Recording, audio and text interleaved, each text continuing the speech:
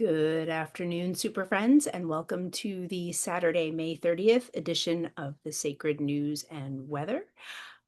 First things first, I think I probably need to talk about the hair, which was unintended, but as you might imagine, I am not one for small talk, and my hairdresser is a double Scorpio, and so we just dove in today, and I had a feeling the what we were talking about and the depth at which we were talking, I had a feeling that the hair was going to get shorter and shorter and shorter, and now here we are. So it was worth the conversation and hair grows back. So I'm rolling with it. But wow, I caught myself here and I'm like, I don't know. It's like a little Joan Jett-ish, maybe if Joan Jett had curly hair. I don't know. You can comment below and tell me what you think it looks like. But it's kind of retro and it's kind of poodalicious, and we're just going with it. Today's message, I actually have a notebook here. I took some notes. I had a funny thing happen, not just my haircut, but I was moving my bed today to vacuum behind it, which I don't want to tell you how long it's been since I've done that, but that's what I was doing. And I found this card, and I literally have no idea how long it's been there, but it was quite meaningful to me. And I got a nudge that I am supposed to read it to you. And then the message that I'm going to deliver, I feel like is very much related to what is on this card. So, woman of a certain age, putting on the glasses, gonna read to you. It's from what's her toes? Oh goodness, I can't think of her name right now, and that is not cool because she's an amazing human being, but it's from her crystal deck. I will think of her name when I'm not thinking of it. I have like three-quarters of everything she's ever written on my bookshelves, and my brain is just like gone. But anyway, this is the goddess Kali and black obsidian. I don't know, can y'all, the light is too funny here. Goddess Kali and black obsidian, and it has been under my bed for I don't know how long, and it is all about sacred revolution. So I'm going to read this to you, and then I'm going to give you my little message. I release allegiance to the old cycles, opening my soul to the birthing process of the Divine Mother who guides me into the highest fulfillment of my potential. An entirely new order is being established. In respect of this greater unfolding power, I am willing to be moved, inspired and guided to embrace new approaches and responses. I possess the courage required for change. I trust that the universe loves me, and so I let go to grow. Again, this is the goddess Kali and black obsidian from, I will think of her name. She has many oracle decks. She has many crystal goddess books. She was a lawyer. She's from Australia. And I'm sorry that her name is eluding me. Maybe it'll come to me as I'm channeling. But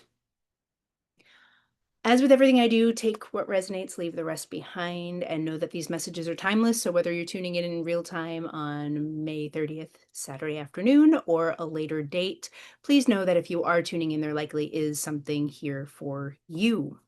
All right, I'm going to close my eyes because I think when we're talking about Kali, when we're talking about obsidian, we're talking about like grounding ourselves and readying ourselves for change. And Kali gets a bad rap. Kali gets that like dark feminine reputation, and I have to say that she is just brilliant. She is like the garbage eater with the biggest love in her heart. So she is for good.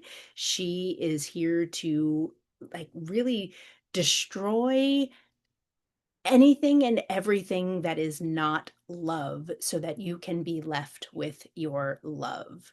And so from that place, I'm being drawn to the heart. I'm being drawn straight into the heart. And I'm seeing imagery from messages that I channeled a while back, but this is just a universal truth.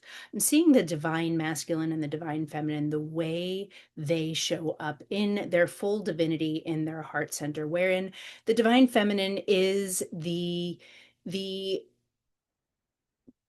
container for creativity. She is the embodiment, she is the structure, she gives structure and form to the divine masculines outgoing energy. She is the receiver, and she receives in creativity, she receives in fertility, she receives in love, and she is very much here to grow and evolve you internally. Your own divine feminine, hi Black Cat, is here to grow and evolve your own way of thinking about yourself, your own way of being in the world. And I'm also seeing the divine masculine here, where that outgoing energy, that wand energy, is not just a phallus. That wand energy is the brilliance, it is the divine spark, it is the inspiration. And I can see where that divine spark wants to come through as your soul's purpose. And I'm also hearing again where the divine masculine is made to lead, but also to hold in safety his loved ones, his benevolent ideas, his loved ones' creative. He is meant to contain the feminine in safety so that she can birth his ideas out into the world so that they can create together.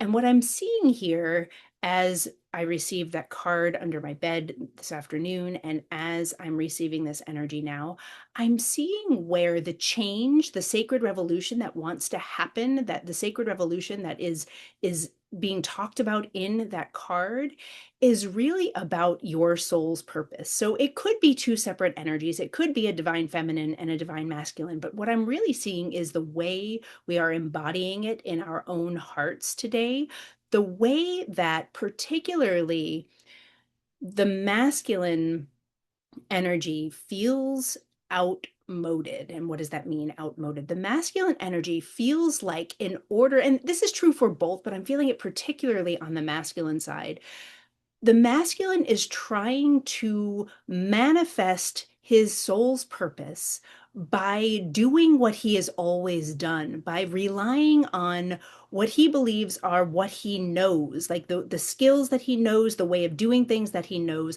by relying on what he knows in order to birth his soul's vision out into the world. But what he does not realize is that his current reality, the current place that he is residing in, is outmoded.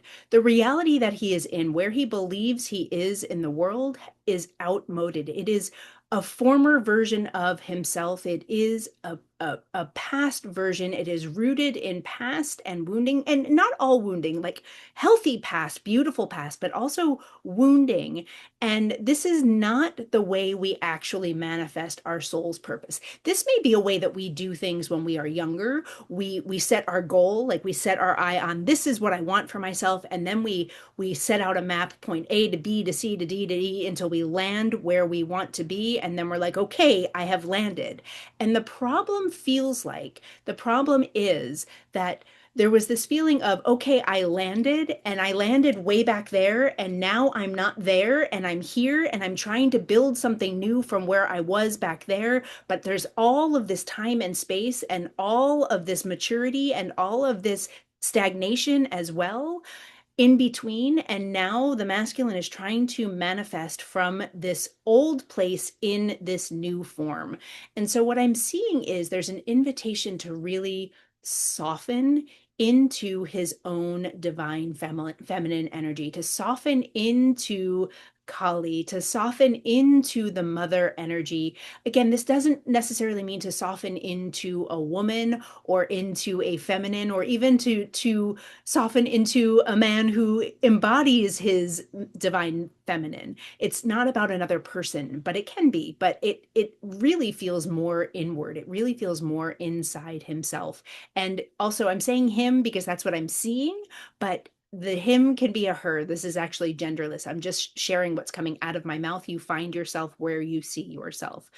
The divine masculine is attempting to recreate himself, reinvent himself, manifest from an old way of being and an old form.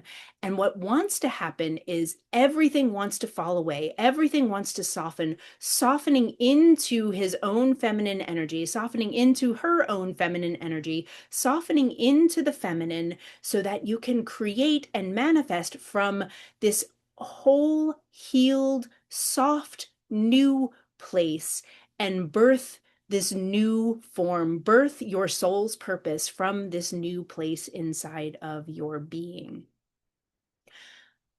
The problem, and it's not a problem, but what I'm seeing, what I'm feeling as the resistance here is that creating from this soft and surrendered place is anathema to the way we are taught in, particularly in the Western world, but in this world on our planet, we are taught that we must do, we must be productive, we must have drive, we must point our energy towards something and move toward it. And in the absence of that kind of movement, which you're being invited to set down, in the absence of this leaning back and being soft, your mind can feel like there is nothing happening here. There is nothing happening here. And so, if that is happening to you, if you are trying to surrender, if you are trying to give yourself over to your own feminine energy, if you're trying to give yourself over to an actual feminine energy and it feels like nothing is happening, it feels like stagnation, I want to tell you, I want to promise you that it is not stagnation. Rest, receiving, opening, and softening are not stagnation.